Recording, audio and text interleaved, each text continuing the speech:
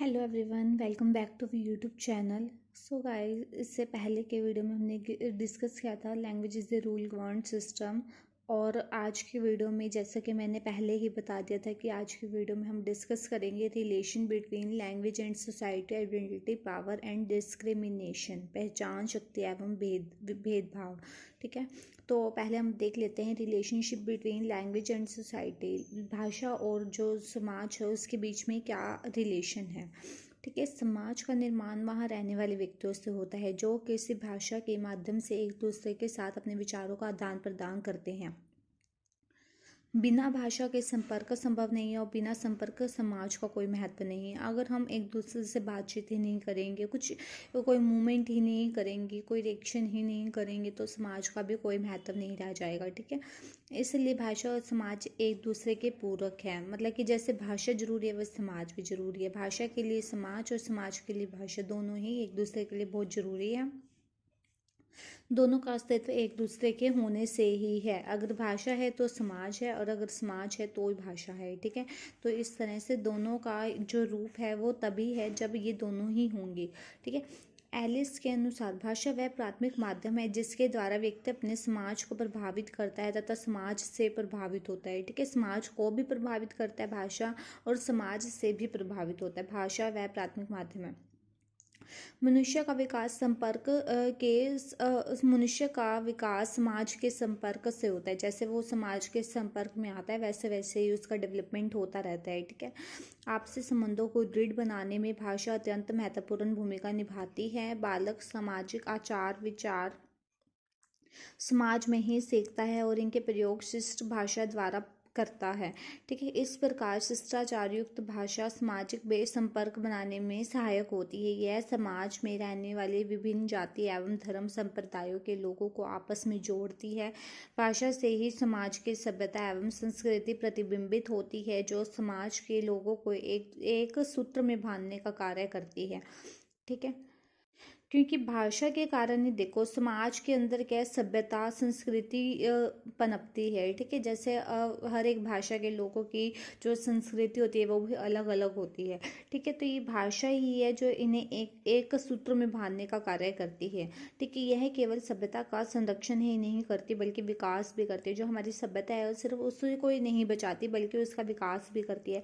भाषा के माध्यम से ही संस्कृति का हस्तांतरण हो तो संभव है, क्योंकि देखो भाषा है, भाषा के द्वारा ये लोग बोलकर बताते हैं कि हमारे ये रीति रिवाज है। ठीक है, एक दूसरे के साथ हस्तांतरित किए जाते हैं, ट्रांसफर किए जाते हैं, अपने बच्चों को बताया जाता है। ठीक है, आने वाली पीढ़ी को बताया जाता है। हमारे प्राचीन ग्रंथ हमें पुरानी सभ्यता और संस्कृति से परिचित कराते हैं। भाषा का आरंभ किसी एक व्यक्ति से होता है जो वक्ता है, परंतु श्रोता के बिना वक्ता का भी कोई अस्तित्व नहीं रहता। इसलिए वक्ता श्रोता की आवश्यकता के लिए समाज की अपेक्षा करता है और इसी से भाषा का सामाजिक रूप सामने आता है। देखो, अगर कोई बोलने वाला होगा तो बोलने वाले की बात को सुनने वाला भी होना बहुत जरूरी है ना। और जो बोलने वाला है उसके लिए उसके पास कोई मीडियम होना चाहिए जिसके थ्रू वो बोलकर अपने विचारों का आदान प्रदान करें।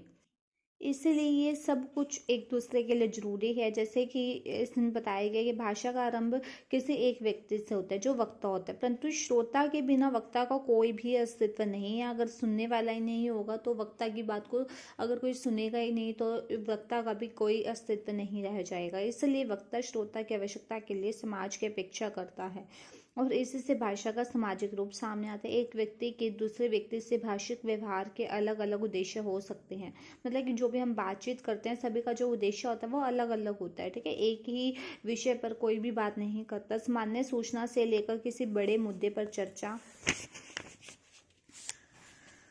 वार्तालाप का विषय हो सकती है, जिससे भाषा सामाजिक एकता एवं प्रगति में सहायक होती है। भाषा व्यक्तिगत तौर पर व्यक्ति का समाज में स्थान बनाती है एवं उसे समाज में प्रतिष्ठित करती है। इसलिए भाषा और समाज का अभिन्न संबंध है। जहाँ समाज के माध्यम से भाषा एक पीढ़ी से दूसरी पीढ़ी तक पहुँचती है, वहीं भाषा के माध्यम से समाज क्या होता है, संगठित और संचालित होता है। ठीक है, तो मतलब भाषा क्या है, भाषा के माध्यम से जो भी हमारी रीति रिवाज होते हैं वो एक पीढ़ी से दूसरी पीढ़ी तक पहुंचते हैं और समाज भी क्या होता है, संगठित और संचालित बन जाता है। इफेक्ट क्या क्या पड़ते हैं language on building the society. भाषा का समाज के निर्माण पर क्या क्या प्रभाव है। भाषा के सामाजिक विकास की नींव है। Language is the foundation of social development. भाषा मनुष्य के सामाजिक एवं भावनात्मक कौशल को विकसित करती है, जिससे वह अपना मत एवं राय देने के लिए स्वयं को उपयुक्त समझता है। मतलब कि भाषा क्या होता है कि ऐसे कौशलों को विकसित करती है जिससे कि जो व्यक्ति है वो अपना मत और राय दे सके। ठीक है, कोई भी समाज बिना भाषा के अस्तित्व में नहीं आ सकता, क्योंकि भाषा से ही मनुष्य मनुष्य बनता है, फिर परिवार और एवं भाषा से ही सामाजिक संबंध व्यवहारिक बनते हैं और भावी समुदायों को परस्पर संवाद होता है। ठीक है, भाषा के कारण ही पूर्ण विश्व एक घर बन गया है और इसी से वसुदेव कुटुंबकम की धारणा चरितार्थ हुई है। ओवरऑल देखा जाए कि जो भाषा होती है वो क्या है, सामाजिक विकास की नींव है, समाज के लिए बहुत ज़रूरी है, उसका बेसमेंट है।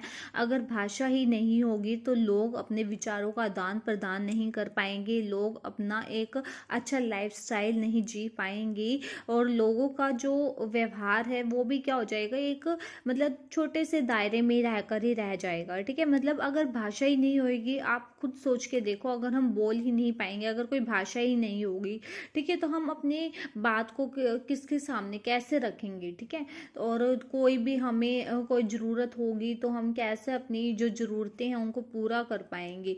तो भाषा क्या है, सामाजिक विकास की एक नींव है। ठीक है, भाषा के द्वारा ही जो व्यक्ति है वो अपना मत राय दे सकता है। ठीक है, तो ओवरऑल यही है कि language is the foundation of social development. अगर आप एक बार इस पॉइंट को अपने अकॉर्डिंगली रीड करोगे ना, अपने आप रीड करोगे तो आपको बिल्कुल अच्छे से क्लियर हो जाएगा। अगर आपने मेरी वीडियो को भी देख लिया है और अगर आप खुद से भी एक बार जस्ट एक बार तो रीडिंग करनी ही पड़ती है खुद से, सेल्फ रीडिंग बहुत ज़रूरी होती है। ठीक है, अगर हम सेल्फ रीडिंग नहीं करते तो हमें जो चीज़ हमने सुनी है वो चीज़ को हम क्लैरिटी नहीं कर पाते। ठीक है, क्लियर नहीं हो पाती है हमें। एक बार सुनना बहुत ज़रूरी होता है। देन जैसे ही आपने मेरे लेक्चर को सुना है, ठीक उसी के जस्ट बाद एक बार आपको रीडिंग करना बहुत ज़रूरी है। अगर आपने एक बार सेल्फ रीडिंग कर लिया, दैट मीन्स आपका जो पॉइंट है, आपका जो टॉपिक है वो बिल्कुल अच्छे से क्लियर हो जाएगा। ठीक है, तो एक बार सेल्फ रीडिंग, एक बार मेरी वीडियो को पहले सुनना, फिर उसके बाद सेल्फ रीडिंग, तो उसके बाद तो आपको कुछ भी करने की ज़रूरत ही नहीं है। ठीक है, और ये बीएड का इतना इजी टॉपिक है, ये बीएड का इतना इजी टॉपिक कह रही हूँ मैं, सॉरी, सब्जेक्ट है कि मतलब एक बार ही जस्ट रीडिंग करने पर ही बच्चों को लर्न हो जाता है। इसमें कुछ खास ऐसा है नहीं कि समझने वाला। ठीक है, तो मेरा मोटिव यही रहता है आपको करवाने का कि आपको हर एक नोट्स प्रोवाइड हो जाए, आपको इधर उधर ना भटकना पड़े। ठीक है, और आपको एक ही जो हमारा एक ही जो चैनल है उसी के ऊपर आपको सब कुछ वीडियो के थ्रू प्रोवाइड हो जाए। और आपको अगर कोई भी कहीं भी डाउट लगता है तो आप वहाँ से भी मेरी वीडियो को देख सकते हैं। मैं आपको ये नहीं कहूँगी कि आप अपना टाइम वेस्ट करो, आप मेरे पूरे ही वीडियो को देखो। अगर आपको अपने आप से समझ आता है तो बहुत अच्छी बात है। अगर आपको खुद से अच्छे से क्लियर हो रहा है टॉपिक तो आपको वीडियोस देखने की कोई ज़रूरत ही नहीं है, क्योंकि इससे एक क्या होता है कि टाइम वेस्टेज ही माना जाता है। ठीक है, अगर बच्चा खुद से सेल्फ रीडिंग करके अगर अंडरस्टूड होता है तो बहुत अच्छी बात है। लेकिन ये वीडियोस इसलिए बनाई जाती है क्योंकि कई बच्चे होते हैं जो खुद से पढ़ के जिनको नहीं लर्न हो पाता, तो उन्हीं के लिए ही होती है ये वीडियोस। अगर कहीं भी डाउट रहता है तो उनकी जो डाउट्स होते हैं वो बिल्कुल अच्छे से क्लियर हो जाते हैं। जस्ट एक बार अगर हम किसी चीज़ को सुन लेते हैं अच्छे से, क्योंकि हमें पता है कि क्लास के दौरान जो हमारा जो माइंड होता है वो कहीं और ही कई बार चला जाता है। ठीक है, फ्रेंड सर्कल के साथ क्योंकि हम बैठे होते हैं, लेकिन जब हम वीडियोज़ देख रहे होते हैं तब हम अकेले वीडियोज़ को देख रहे होते हैं।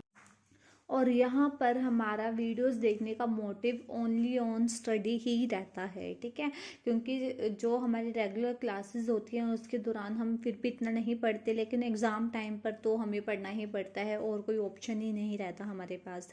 तो इसीलिए ये वीडियोस बनाए जाते हैं यूट्यूब पर, ताकि बच्चे जो हैं वो एक बार अगर इन वीडियोज़ को देख लें तो उनको जो भी टॉपिक है वो अच्छे से क्लियर हो जाए कि क्या कहना चाह रहा है टॉपिक। ठीक है, कंक्लूज़न पता चल जाए, उन्हें इंट्रो पता चल जाए कि क्या है क्या नहीं है, ठीक है। तो सिर्फ मोटिव यही रहता है। अगर आपको खुद से सेल्फ रीडिंग होती है तो मैं आपको कभी भी ये नहीं कहूँगी कि आप मेरे चैनल पर आकर मेरी वीडियोस को देखें, क्योंकि अगर बच्चा खुद से कर पा रहा है तो इससे बेस्ट तो कोई और ऑप्शन है ही नहीं, ठीक है। बट अगर नहीं होता है तो आप मेरी वीडियोस को अगर एक बार भी देख लेते हैं ना, तो इससे आपको बिल्कुल अच्छे से अपना टॉपिक जो है वो क्लियर हो जाएगा, आपको कहीं भी कोई भी डाउट नहीं रहेगा। और अगर आपको अच्छी लगती है तो अपने फ्रेंड सर्कल के साथ भी शेयर कीजिए, क्योंकि क्या होता है ना, कई बार हमें मिल जाता है कोई यूट्यूब पे ऐसा चैनल, और अगर कई बच्चों को नहीं मिल पाता, कई बच्चे इतना नहीं ढूंढते, ठीक है, तो उनकी भी थोड़ी हेल्प हो जाती है। और अगर कर भला सो हो भला, ठीक है, ये तो आपने सुना ही होगा। तो भला तो सबका ही करना चाहिए। अगर आप उनका भला करोगे, अगर मैं आप लोगों का भला करती हूँ तो इससे मेरा भी भला होता ही है। आप लोग भी इतने समझदार है कि हम क्यों करवाते हैं यूट्यूब पर, इतनी मेहनत क्यों करते हैं, ठीक है। तो वही कहते हैं ना, वही जो मैंने अभी बोला, कर भला सो हो भला। तो अगर आप भी बच्चों का भला करते हैं, अपने फ्रेंड सर्कल का भला करते हैं, तो इससे आपका भी भला ही होगा कहीं ना कहीं, ठीक है। तो अगर एक बार आप मेरी वीडियोस को देख लेते हैं, जैसा कि मैंने अभी आपको कहा, ठीक है, तो इससे आपके जितने भी डाउट्स रहते हैं ना ऑन दी जो टॉपिक है आपका, तो वो सारे डाउट्स आपके क्लियर हो जाते हैं। और मेरा मोटिव यही रहता है कि आपको जस्ट एक बार ही करवाने पर सारे डाउट क्लियर हो जाएं, आपको बार बार मेरी वीडियोस को रिवाइज मतलब बैक कर कर भी ना देखना पड़े, आपका टाइम वेस्ट मत हो, ठीक है। और ये जो मैं आपको इतनी बात बोल रही हूँ, चाहे अगर आपको नहीं देखनी तो इसको भी आप टपा के आगे कर सकते हैं, ऐसा नहीं है, ठीक है ना, कि आपका टाइम वेस्ट हो। बट हमारा जो मोटिव रहता है वो यही रहता है बीच में आपको बताने का, कि आपको क्लियर हो जाए कि हम ये सब कुछ क्यों करवा रहे हैं, किसके लिए करवा रहे हैं, ठीक है। सॉरी, आपको थोड़ा ज़्यादा ही टाइम ले लिया मैंने। चलो कंटिन्यू करते हैं हम। भाषा समाज को संगठित करती है। Language unifies the society. किसी भी समाज में भाषाई वार्तालाप की संरचना विभिन्न सामाजिक, धार्मिक एवं सांस्कृतिक सहमतियों पर आधारित होती हैं, जिससे सभी वर्ग सर्वसम्मति से एक भाषा का प्रयोग करते हैं। मतलब कि सभी लोग क्या करते हैं, एक ही भाषा को भाषा समाज को संगठित करते हैं। मतलब कि भाषा के द्वारा क्या होता है, समाज एक संगठित हो जाता है, ठीक है। फॉर एग्जाम्पल जैसे अब हरियाणा के अंदर है, हरियाणवी भाषा बोली जाती है, ठीक है, मेन तो हरियाणवी ही होती है ना। तो भाषा के दौरान क्या होता है, समाज एक संगठित हो जाता है, मतलब कि एक वो हो जाता है, बाउंड हो जाता है कि हाँ एक ही भाषा, मतलब सभी लोगों के अंदर इक्वालिटी आ जाती है, ठीक है। ऐसा नहीं रहता कि सभी की अपनी अपनी वैसे इंडिपेंडेंसी होती है, कोई भी भाषा के अंदर बोल सकता है व्यक्ति, बट भाषा के द्वारा उसको एक रूप मिल जाता है कि किस रूप में हमने अपने विचारों का आदान प्रदान करना है। भाषा समाज की एक सूत्रता को सुदृढ़ करती है, जिससे समाज के व्यक्ति एक दूसरे के विचारों को जानकर समाज के विभिन्न क्रियाओं का संचालन करते हैं। भाषा द्वारा ही समाज के नियमों, परंपराओं एवं प्रशासन संबंधी नियमों का उल्लेख होता है। मतलब कि भाषा का, जैसे मैंने अभी आपको बताया कि भाषा के समाज को एक नियमबद्ध बनाती है, नियमबद्ध प्रणाली बनाती है, क्योंकि नियम लग जाते हैं ना जब, तो एक जब किसी भी आप जैसे आप स्कूल के अंदर जाते हैं तो वहाँ पे भी क्या होते हैं, नियम होते हैं, कुछ हमें रूल्स को फॉलो करना होता है। तो भाषा भी क्या करती है, एक समाज को रूल फॉलोअर बनाती है, ठीक है। मतलब कि भाषा क्या है, समाज को संगठित करती है, ठीक है। भाषा सामाजिक संबंधों का निर्माण करती है। Language builds a social relationship. बिना भाषा के विचारों का आदान प्रदान संभव नहीं है। दो व्यक्तियों के मध्य यानी कि बीच में अथवा समुदाय के बीच मधुर सामाजिक संबंध बनाने के लिए एक मानक भाषा की आवश्यकता पड़ती है। मतलब कि दो व्यक्ति, अगर जैसा कि मैं हूँ और आप लोग हैं, तो हम दोनों के बीच में हम कैसे इंटरेक्ट कर पाएंगे। यूट्यूब के थ्रू इंटरेक्ट तो कर रहे हैं, लेकिन किसके थ्रू कर रहे हैं, हम भाषा के थ्रू कर रहे हैं ना। तो दो व्यक्तियों के बीच में या दो से ज़्यादा व्यक्तियों के बीच में जब भी कोई संबंध बनाना होता है, तो उसे के लिए एक मानक भाषा, मतलब कि एक मानक भाषा का मतलब यहाँ ये बोला गया है कि जैसे मेरे को भी ये भाषा आती है और आपको भी ये भाषा आती है, तो ऐसे भाषा का प्रयोग करना। तो मतलब कोई भाषा की हमें ज़रूरत पड़ती है एक दूसरे के साथ इंटरेक्ट करने में, ठीक है।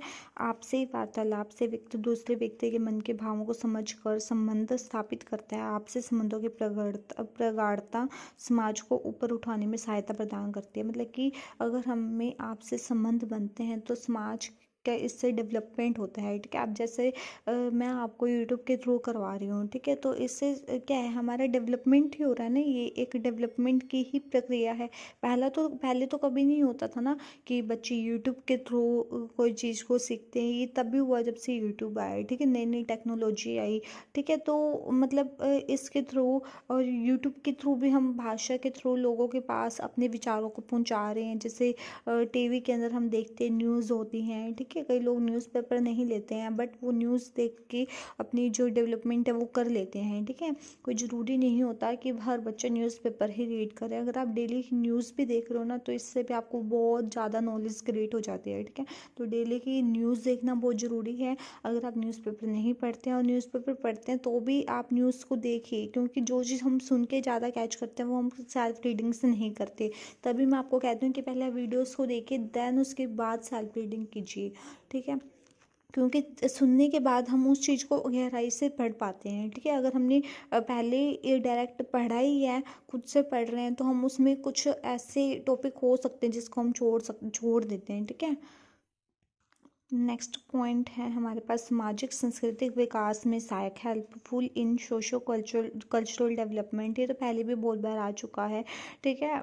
मतलब कि ये हेल्पफुल तो है ही, क्योंकि देखो हमारे जो समाज है उसका विकास होता है, हमारी जो संस्कृति है वो उनके अंदर जैसे जैसे हमारे रीति रिवाजों के अंदर परिवर्तन आते हैं, हमारी भाषा में परिवर्तन आते हैं, तो उनमें भी परिवर्तन आते रहते हैं, ठीक है। सभी के जो कल्चर होते हैं वो अलग अलग होते हैं, ठीक है। तो हम भाषा के थ्रू ही अपने कल्चर को एक दूसरे के साथ डिफाइन करते हैं, इंटरेक्ट करते हैं, ठीक है। बातचीत के थ्रू हम एक दूसरे के भावों को समझते हैं, हमारे जो समाज है उसके अंदर क्या क्या नई नई परिवर्तन हो रहे हैं, ठीक है। तो सब कुछ क्या है, भाषा के द्वारा ही होता है।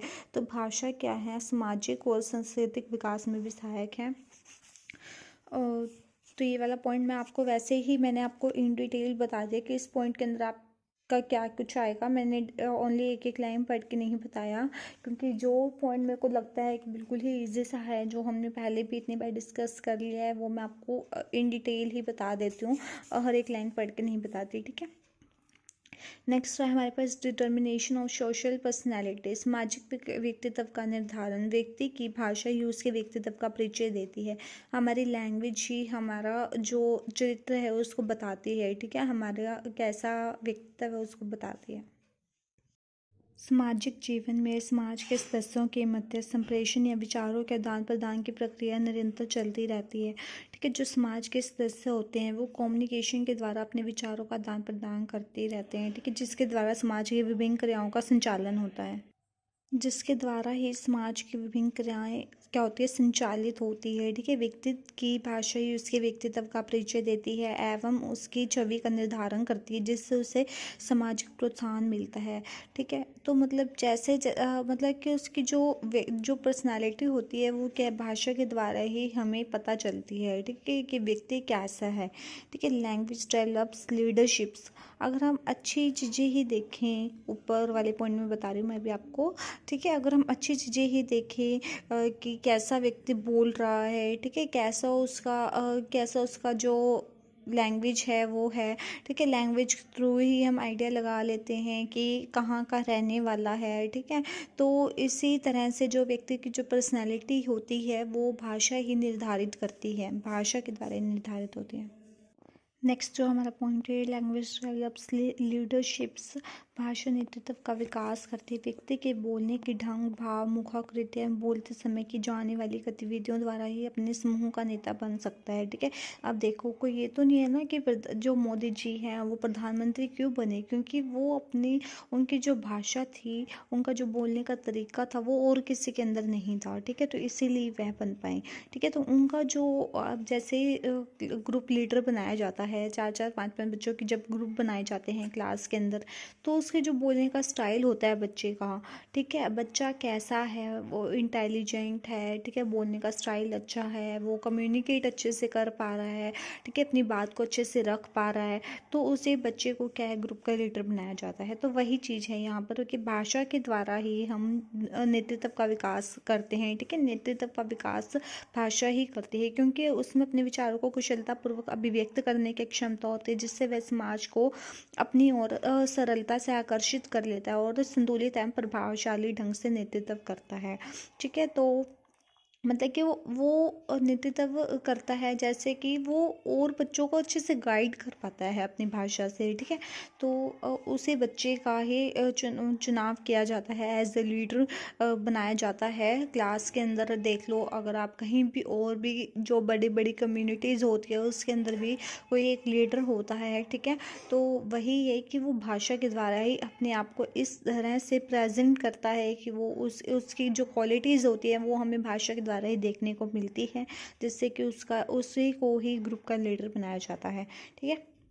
भाषा एवं लोकतांत्रिक विकास, लैंग्वेज एंड डेमोक्रेटिक डेवलपमेंट। लोकतंत्र में विचारों के आदान प्रदान द्वारा ही समस्याओं का समाधान किया जाता है। जब विचार हम एक दूसरे के सामने शेयर करेंगे, आदान प्रदान करेंगे, तभी जो समस्याएं हैं उनको सुलझाया जाएगा। और सफल लोकतंत्र हम उसे ही कह सकते हैं जिसमें लोग एक दूसरे के विचारों को धैर्यपूर्वक सुनकर उनका सम्मान करें एवं विचारों की विविधता को समझें, ठीक है। लोकतंत्र जीवन की एक ऐसी विधि जिसमें अधिकारों की रक्षा भाषा की शिष्टता पर ही निर्भर करती है, कि मतलब सभी बच्चों के अंदर, सभी लोगों के अंदर धैर्य हो कि वो जो और लोगों की बातों को ढंग से सुन पाए, ठीक है, तभी उनकी जो दुख है, उनकी जो तकलीफ़ें हैं उनको दूर किया जाएगा, ठीक है। तो भाषा क्या है, लोकतंत्र के विकास में भी सहायक होती है। सामाजिक एवं अंतर्राष्ट्रीय एकता में सहायक, helpful in social and international integration, मतलब कि एकता बनाए रखना। इंटीग्रेशन का मतलब हो गया एकता, ठीक है। भाषा समाज में एकता स्थापित करने का एक सशक्त साधन है। भाषा राष्ट्र को एक सूत्र में बांधने के साथ सामाजिक सद्भावना एवं क्षमताओं का विकास भी करती है। संपूर्ण विश्व के देश एक दूसरे के साथ भाषा के माध्यम से ही संपर्क रखते हैं, ठीक है, एवं अपनी सभ्यता और संस्कृति को बांटते हैं। यहाँ बांटने का मतलब है कि एक दूसरे के साथ अपनी जो सभ्यता है उनको शेयर करते हैं, ठीक है, चाहे वो कोई भी जरिए से हो, चाहे वो ऑन द गूगल हो, यूट्यूब हो, इंस्टा हो, कोई भी तरीके से अपने जो विचार हैं, जैसे हम यूट्यूब पर अलग अलग लोगों के व्लॉग्स देखते हैं, ठीक है। तो मतलब सभी के जो भी रहन सहन होता है वो भाषा के द्वारा ही हमें पता चलता है, ठीक है। नेक्स्ट, भाषा का समाज का भाषा पर प्रभाव। पहले हमने देखा कि भाषा का समाज के निर्माण पर क्या क्या प्रभाव पड़ता है, अब हम देखेंगे कि समाज का भाषा पर क्या प्रभाव पड़ते हैं, ठीक है। मतलब कि दोनों ही, हमने ये बताना है कि दोनों ही एक दूसरे के पूरक हैं। समाज द्वारा ही भाषा की उत्पत्ति हुई है, वहाँ पर हमने देखा था कि भाषा सामाजिक विकास की नींव है। यहाँ हम बोल रहे हैं कि समाज द्वारा ही भाषा की उत्पत्ति हुई। Language is originated by society itself, मतलब कि ओरिजिन मतलब कि उत्पत्ति करना, ठीक है। समाज द्वारा ही भाषा की उत्पत्ति हुई है। सामाजिक परंपराओं और रीति रिवाज एवं धारणाओं के साथ साथ भाषा की उत्पत्ति भी समाज द्वारा हुई है। समाज के बिना भाषा का अस्तित्व संभव नहीं है। भाषा को एक सामाजिक वस्तु कहा जाता है। इसे समाज द्वारा निर्मित किया गया है, जो समाज के विकास के दर को गति प्रदान करती है, मतलब कि समाज के विकास के लिए एक गति प्रदान करती है। भाषा क्या है, सामाजिक वस्तु है, ठीक है। मतलब कि समाज के द्वारा ही, अगर समाज ही नहीं होगा, समाज के अंदर लोग ही नहीं होंगे, तो भाषा का भी कोई काम नहीं होगा, ठीक है। तो भाषा क्या है, समाज के द्वारा ही निर्मित हुई है, ठीक है। सामाजिक संरचना भाषा को प्रभावित करती है। सोशल जो स्ट्रक्चर है वो भाषा को प्रभावित करते हैं, ठीक है। मतलब कि सोशल स्ट्रक्चर अफेक्ट्स लैंग्वेज। अगर आपको पॉइंट्स इंग्लिश में लर्न होते हैं और अगर आप हिंदी मीडियम के स्टूडेंट्स हैं तो प्लीज़ आप इंग्लिश में ही पॉइंट्स को लिखना, क्योंकि इंग्लिश में जब हम पॉइंट्स को लिखते हैं तो इससे बहुत अच्छा इम्पैक्ट पड़ता है टीचर के ऊपर, एग्जामिनर के ऊपर, ठीक है। तो अगर आप इंग्लिश में लर्न कर सकते हैं तो बहुत अच्छी बात है। अदरवाइज़ अगर आप हिंदी में लिख रहे हैं तो आप ब्लैक पेन से जो हेडिंग हम डालते हैं वो ज़रूर करना। वैसे तो अगर आप इंग्लिश में लिखते तब भी करना है, लेकिन हिंदी में लिखते हैं तब तो आपने ज़रूर ज़रूर ही करना है, ठीक है, क्योंकि एग्जामिनर के ऊपर बहुत अच्छा इम्पैक्ट पड़ता है। और कोशिश करना कि अगर आप इंग्लिश में लर्न कर सको तो बहुत ही ज़्यादा अच्छा होगा, ठीक है। जिस प्रकार हर व्यक्ति की अलग भाषा होती है, उसी प्रकार समुदाय की भी अपनी भाषा होती है। प्रत्येक समुदाय की भाषा उसके सदस्यों के विचारों, मूल्यों और दृष्टिकोण को अभिव्यक्त करती है। भाषा समाज की रुचि एवं आवश्यकताओं के कारण निर्धारित की जाती है। समाज के विभिन्न वर्ग एक विशिष्ट भाषा का प्रयोग करते हैं। मध्यम वर्ग, निम्न वर्ग एवं उच्च वर्ग की भाषा में अंतर होता है, मतलब कि सभी लोगों की अलग अलग भाषाएं होती है। समाज अपने राष्ट्रीय, धार्मिक जाति एवं वर्ग के आधार पर ही भाषा का निर्धारण करता है। लेकिन सभी का क्या है, अपना एक स्ट्रक्चर है लैंग्वेज का, ठीक है। सभी जो वर्ग हैं उनकी जो भाषा होती है वो अलग अलग होती है। सामाजिक उत्थान पतन से ही भाषा का उत्थान पतन होता है, मतलब कि rise and fall of language depends on the rise and fall of society. मतलब कि अगर समाज के अंदर उत्थान पतन होते हैं, मतलब कि उतार चढ़ाव आते हैं, तो भाषा में भी उतार चढ़ाव आ जाते हैं, ठीक है।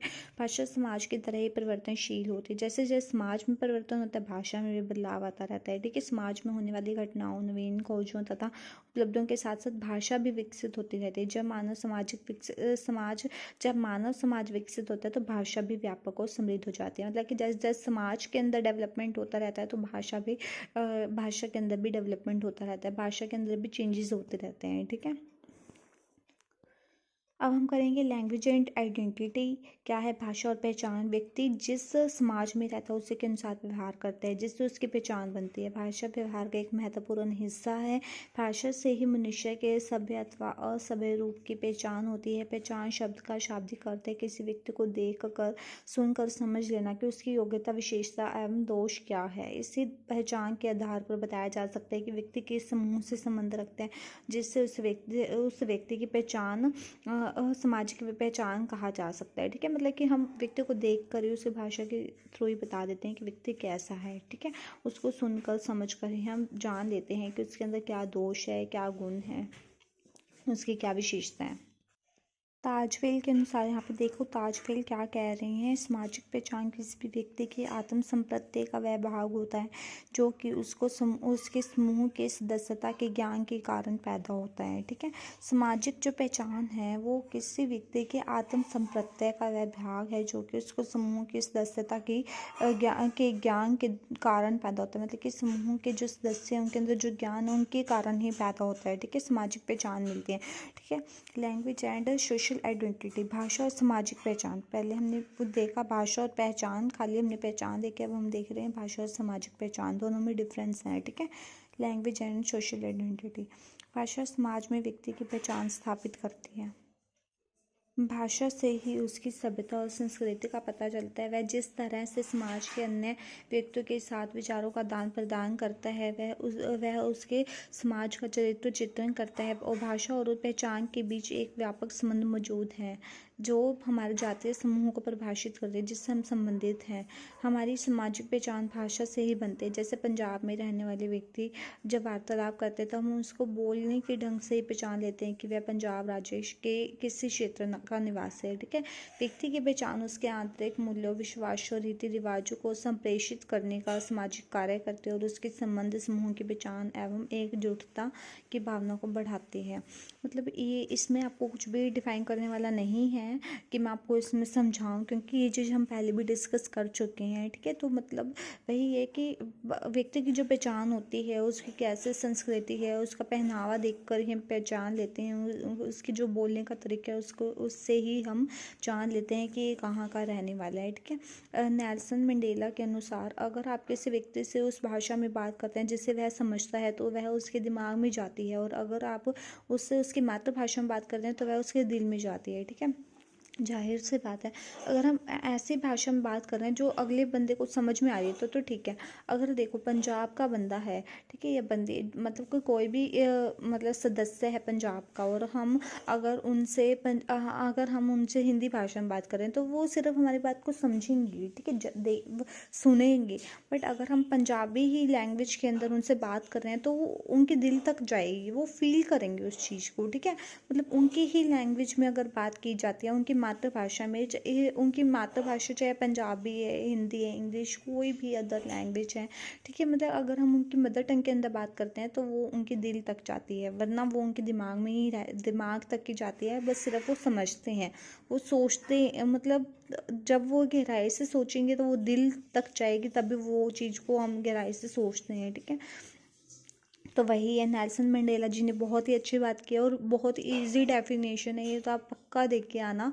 बाकायदा इसको जो हम अलग से हम डेफिनेशन लिखते हैं वैसे ही लिख के आना, क्योंकि अगर हम वैसे लिखते, अगर हमने अब जैसे इन्होंने लिखी हुई है, ठीक है, इन्होंने इस संख्या के अंदर लिखी हुई है, ज़्यादा इम्पैक्ट नहीं पड़ रहा है इससे, ठीक है, इन्होंने तो इसलिए लिखे है क्योंकि ये तो बुक का क्राइटेरिया है एक। लेकिन जब हम एग्ज़ाम के अंदर लिखते हैं तब हम ऐसा तो नहीं है ना कि हम सारा एज इट ही लिख के आते हैं, तब हम अपनी अपनी दिल से जो हमारे जो दिमाग में जो भी रिकॉर्ड होता है वही हम लिख के आते हैं, ठीक है। तो तब आपने ये जो डेफिनेशन है, इतना सा पोर्शन है, ये आपने अलग से मेंशन करके आना है ऊपर डेफिनेशन लिख के, और नेल्सन मंडेला जी के अनुसार, ठीक है। भाषा केवल शब्दों का वर्गीकरण नहीं है, बल्कि एक ऐसी इकाई है जो व्यक्ति को उसके परिवार, पहचान, संस्कृति, विश्वास और ज्ञान से जोड़ती है। यह एक नई पीढ़ी से यह एक पीढ़ी से दूसरी पीढ़ी के इतिहास, परंपराओं, रीति रिवाजों और लोक कथाओं का वाहक है। भाषा के बिना व्यक्ति का अस्तित्व कायम नहीं रह सकता है। इसीलिए भाषा वास्तव में हमारी पहचान है, जो हमारे भविष्य की संभावनाओं को निर्धारित करती है, ठीक है। मतलब कि ये हमें क्या, हमारे जो विचार हैं, हमारे जो रीति रिवाज है, ये एक पीढ़ी से दूसरी पीढ़ी तक पहुंचाती है। भाषा के द्वारा ही ये संभव है, अदरवाइज ये संभव नहीं हो सकता, ठीक है। जो हम इतिहास पढ़ते हैं वो भाषा के द्वारा ही संभव हो पाया है, कि हमें आज पता है कि हम पुराने जो भी सुभाष चंद्र बोस जी हैं, जो भी गांधी जी हैं, जिनके बारे में हम पढ़ते हैं, ठीक है, तो ये हम तभी पढ़ पाए हैं क्योंकि भाषा है, भाषा के द्वारा ही हम जान पाए हैं। अदरवाइज हमें कुछ भी नॉलेज नहीं होती कि हम आज़ाद कैसे हुए, ठीक है, हमारे लिए कितने लोगों ने अपना बलिदान दिया, हमें कुछ भी नहीं पता होता, ठीक है। तो ये सब कुछ भाषा के द्वारा ही संभव है। आगे है लैंग्वेज एंड पावर, भाषा और शक्ति। एक समूह के पास जितनी अधिक शक्ति होती है उतना ही वह सामाजिक कार्यों को नियंत्रित करने में सक्षम होता है। लोकतंत्र में भाषा के माध्यम से ही शक्ति का उपयोग किया जाता है। भाषा अंतर्निहित शक्ति संरचनाओं को समझने एवं बदलने के लिए साधन प्रदान करती है। यह व्यक्ति के साथ साथ समाज की सामाजिक, आर्थिक और शैक्षणिक स्थितियों को प्रभावित करने के लिए एक अनूठा एवं शक्तिशाली साधन है। भाषा से ही शक्ति का पता चलता है। भाषा शक्ति के दो मुख्य घटक होते हैं, बोलने और लिखने की अक्षमता, सुनने और समझने की अक्षमता। मतलब कि कैसे अक्षमता है वही हमारी शक्ति होती है, ठीक है। भाषा से ही शक्ति का पता चलता है। सबल भाषा शक्ति और शक्ति वाले व्यक्ति समाज में प्रभावी ढंग से अपने दृष्टिकोण को व्यक्त करते हैं। देखिए अब थोड़ा ही रह गया है हमारा, बस ये इतना ही है हमारे पास टॉपिक, तो फटाफट से हम इसको कंप्लीट कर लेते हैं, आप बोर मत होइएगा, ठीक है। अगर आप एक बार में मेरी वीडियो को नहीं देख पा रहे हैं, ठीक है, अगर आपको एक बार बोरियत सी लगती है, और जाहिर सी बात है अगर आप फर्स्ट टाइम पढ़ते हैं तो आपको डेफिनेटली आपको थोड़ा बहुत बोर हो जाता होगा, तो आप आधी वीडियो को एक बार में देखिए और आधी वीडियो को एक बार में देखिए, ठीक है। थोड़ा सा ब्रेक ले लीजिए, 5-10 मिनट अपनी बॉडी को हाइड्रेट करते रहिए। बार बार पानी होना बहुत ज़रूरी है। जब भी हम स्टडी करते हैं तो हमारे पास एक पानी की बोतल होना बहुत ज़रूरी होता है, क्योंकि चाहे पानी पी लो आप बीच बीच में, चाहे जूस पी लो, क्योंकि इससे क्या होता है हमारे अंदर जो एनर्जी होती है वो हाइड्रेट हो जाती है, ठीक है। मतलब हमारा जो माइंड लेवल होता है वो एक अलग ही लेवल पर चला जाता है। तो बीच बीच में पानी पीते रहिए, कुछ न्यूट्रिशंस हैं आपके पास तो वो खा लीजिए, ठीक है। तो इससे आप अगर बोर होते भी होंगे तो भी आप ठीक हो जाएंगे, ठीक है, क्योंकि मुझे पता है कि आप लोग एग्ज़ाम के दौरान ही ये वीडियो को देख रहे होंगे। तो आप बार बार पानी पीते रहिए, जूस पीते रहिए, ठीक है, और कुछ भी खाते रहिए जो आपके लिए हेल्थी हो, ठीक है। किसी भी व्यक्ति द्वारा विभिन्न परिस्थितियों में बोली पढ़ी एवं लिखी जाने वाली भाषा उसकी शक्ति को प्रदर्शित करती है। हमारे नेता एवं विचारक भाषा के माध्यम से अपनी शक्ति का प्रदर्शन करते हैं। भाषा व्यक्ति के धन धान्य, उच्च सामाजिक स्थिति एवं अन्य आकर्षक व्यक्तिगत गुणों का आधिपत्य दर्शाती है। वृहद स्तर पर भाषा बोलने वाले के समुदाय की सामूहिक शक्ति का प्रभाव भी स्पष्ट करती है। आपने इतनी मुश्किल से वर्ड नहीं लिखने, आधिपत्य, वृहद स्तर, ठीक है, ऐसा कुछ नहीं लिखना, आपने डायरेक्टली डायरेक्टली लिखना है कि भाषा के द्वारा ही क्या होता है कि जो भी भाषा ही क्या है हमारी शक्ति को प्रदर्शित करती है, ठीक है। भाषा के द्वारा ही एक नेता के अंदर जो गुण होते हैं वो बाहर निकल कर आते हैं, ठीक है।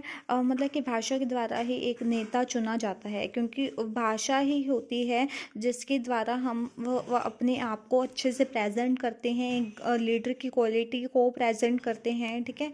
तो मतलब आपने जो यहाँ लिखा हुआ है ना, हमारे नेता एवं विचारक भाषा के माध्यम से अपनी शक्ति का प्रदर्शन करते हैं। भाषा व्यक्ति के धन धान्य उच्च सामाजिक स्थिति एवं अन्य आकर्षक व्यक्तित्व गुणों को दर्शाती है, ठीक है। बस आपने इतना ही लिख के आना है। आगे भाषा मौजूदा प्रभुत्व को बनाए रखती है। Language maintains existing dominance. भाषा अलग अलग तरीकों से अपने मौजूदा प्रभुत्व को बनाए रखती है।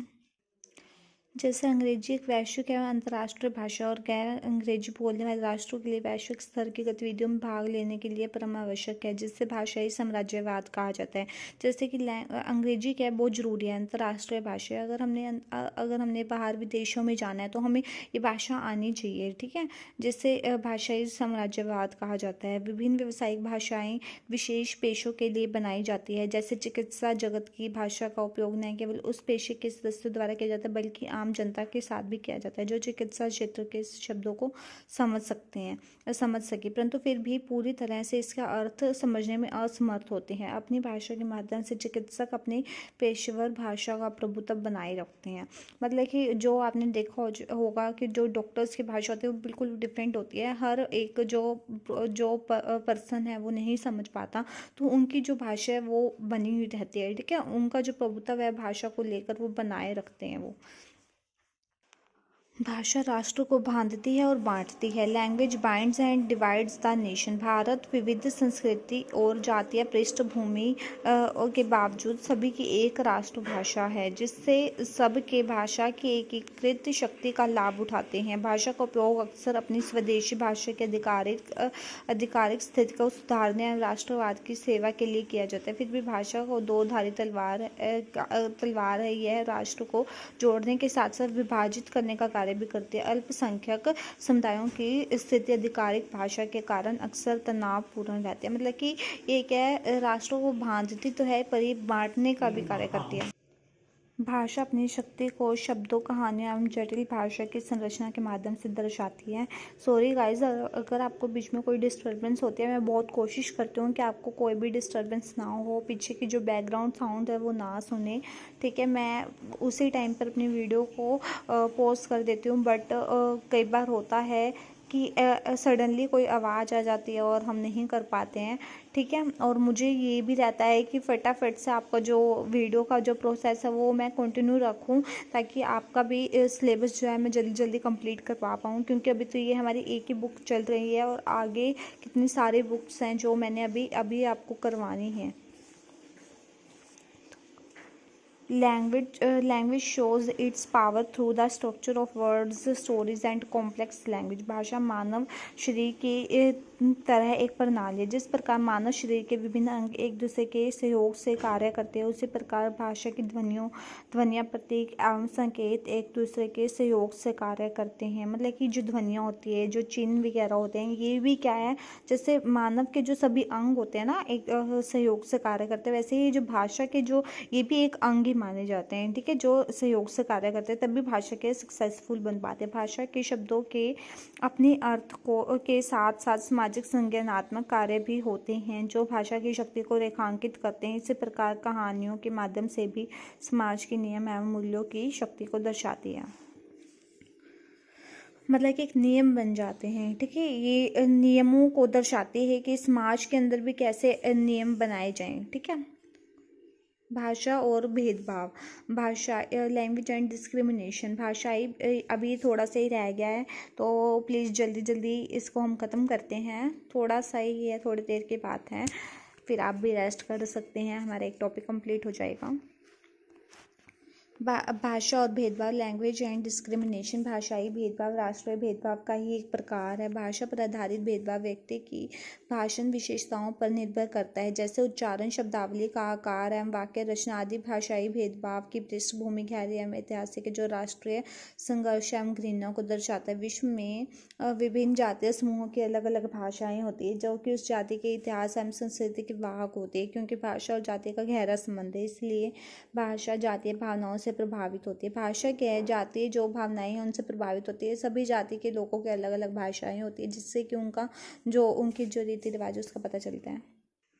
भारत में कुछ राज्यों में भाषा आधारित भेदभाव बहुत अधिक देखने को मिलता है, जैसे मुंबई जैसे बड़े शहरों में उत्तर भारत के राज्यों के लोगों के साथ हिंसक व्यवहार किया जाता है। जब किसी व्यक्ति या समूह के साथ भाषा के आधार पर अनुचित भेदभाव किया जाता है तो उसे भाषाई भेदभाव कहा जाता है। ओवरऑल जैसे कि भाषा के आधार पर कोई भी भेदभाव होता है तो उसे भाषाई भेदभाव कहा जाता है। ठीक है, कोई भी देश हो उन्हें वहाँ की भाषा ही अपनी अच्छी लगती है। ठीक है, जो उनकी मातृभाषा होती है। अगर कोई पर्सन, अब के टाइम में नहीं होता ये सब कुछ, पहले होता था और अभी भी कई जगह जैसे गांव वगैरह होते हैं, पिछड़े जो वर्ग होते हैं वहाँ पर अभी भी रहती है ये चीज़ें। शहरों में नहीं होती ये अब। ठीक है, तो भाषा के आधार पर जो भी भेदभाव होता है, लोगों को अपनी ही भाषा अच्छी लगती है। अगर किसी और भाषा में उनके साथ बात की जाए या किसी और भाषा में विचारों का आदान प्रदान किया जाए तो उनके साथ भेदभाव किया जाता है, उनके साथ अच्छा व्यवहार नहीं किया जाता। शिक्षा में भाषाई माध्यम कोई भी रहा हो पर दलितों के लिए कभी भी अपना नहीं हुआ, इसलिए भेदभाव एक आवश्यक प्रक्रिया का अंग बन गया है। भाषा को अक्सर धर्म से जोड़ा जाता है, जिससे भाषाओं का सांप्रदायिकरण होता रहा। ऐतिहासिक घटनाओं से पता चलता है कि भाषा की कमजोरी ने सामाजिक भेदभाव को बढ़ावा दिया है। ठीक है, भाषा की कमी या कमजोरी कह लें हम तो इससे सामाजिक जो भेदभाव है वो बहुत ज़्यादा बढ़ गया है। ठीक है, लास्ट में जो हमारा कंक्लूजन है वो यही है। इस दिशा में राष्ट्रीय शिक्षा नीति यानी कि नेशनल पॉलिसी ऑफ एजुकेशन 2020 में महत्वपूर्ण चर्चा की गई है, जो कि ये आपने फर्स्ट ईयर में कंटेम्प्रेरी इंडिया एंड एजुकेशन की बुक में भी देखा होगा। और अगर आपने वहाँ नहीं पढ़ा, ये टॉपिक छोड़ा है, तो अब तो आपको पढ़ना ही पड़ेगा सेकंड ईयर के अंदर। और ये वीडियो आई थिंक मैंने अपलोड कर दी है, अगर नहीं की है तो मैं आज चेक कर दूँगी और नेक्स्ट वीडियो इसी के ऊपर ही अपलोड करूँगी, नेशनल पॉलिसी ऑफ एजुकेशन, क्योंकि ये भी हमारा बहुत इंपॉर्टेंट टॉपिक है। ठीक है, इस दिशा में राष्ट्रीय शिक्षा नीति में महत्वपूर्ण चर्चा की गई है, जो कि संपूर्ण शिक्षा व्यवस्था में क्रांतिकारी बदलाव ला सकती है। इस नीति में अध्ययन अध्यापन कार्य में बहुभाषिकता को बढ़ावा दिया गया है, यानी कि मल्टीलिंगुअलिज्म। इसके साथ यह भी कहा गया है कि छोटे बच्चों की शिक्षा का माध्यम मातृभाषा होगा। इस तरह के प्रावधान बालक के सशक्तिकरण में सहायक सिद्ध होंगे और भेदभाव की संभावना भी कम हो जाएगी। मतलब कि छोटे बच्चों को जब भी हम स्टडी करवाएंगे तब उनकी सिर्फ मदर टंग के अंदर ही करवाया जाएगा, जो उनकी मदर टंग रहेगी। ठीक है, जिससे कि जो हमारी जो भाषा को लेकर जो भेदभाव होते हैं वो भी ख़त्म हो जाएंगे। ठीक है, उनकी जो भेदभाव की जो संभावना है वो भी कम हो जाएगी। तो thank you so much guys, आज की वीडियो हमारी यहीं तक थी। आई थिंक कि बहुत ज़्यादा बड़ी हो चुकी है वीडियो, बट कोई बात नहीं, आपका एक टॉपिक कंप्लीट हो गया है। चाहे आप इसको बाय पार्ट्स के अंदर भी देख सकते हैं, मैं इसको बाय पार्ट्स भी करवा सकती थी, बट मुझे ये था कि कई बच्चे होते हैं देखने वाले होते हैं वीडियोज़ को, जिन्हें ये रहता है कि एक ही बार में वीडियो के अंदर एक ही बार में टॉपिक कंप्लीट हो जाए, तो इसलिए मैंने आपको एक ही बार के अंदर टॉपिक कंप्लीट करवाया है। बट आपके ऊपर डिपेंड करता है ये आप कितना कैरी कर पाते हैं। जितना आप कैरी कर पाएँ सिर्फ उतनी वीडियोस को देखें, क्योंकि अगर हम ज़्यादा खा लेते हैं तो उससे भी हमारा पेट खराब हो जाता है ना। सेम वही प्रोसेस यहाँ पर होता है कि अगर हम एक ही बार में सारी वीडियो को देखने लगते हैं तो हमारा जो माइंड लेवल है वो डिस्टर्ब हो जाता है, हमारा जो ध्यान है वो स्टडी की तरफ नहीं रहता। तो अगर जितना आपको लर्न होता है, जितने आपके माइंड जो है वो अलो करता है, उतना ही आप देखिए। ठीक है, और जितना आप अच्छे से कैरी कर पाएँ उतनी ही आप वीडियो को देखिए, और चाहे बाय पार्ट्स, चाहे आप इसको 3 पार्ट्स के अंदर डिवाइड करके देखिए, बट जितना आप कैरी कर पाएँ उतना ही देखिए। ठीक है, मैं आपको बार बार यही कहूँगी। और तो thank you so much guys for your love support. ठीक है, एंड प्लीज़ शेयर कीजिए अपने फ्रेंड सर्कल के साथ। अगर आपको अच्छी लगती है वीडियोस को लाइक कीजिए और कमेंट सेक्शन में भी ज़रूर बताइए कि आपको कैसा लगा आज का टॉपिक। ठीक है, thank you so much guys.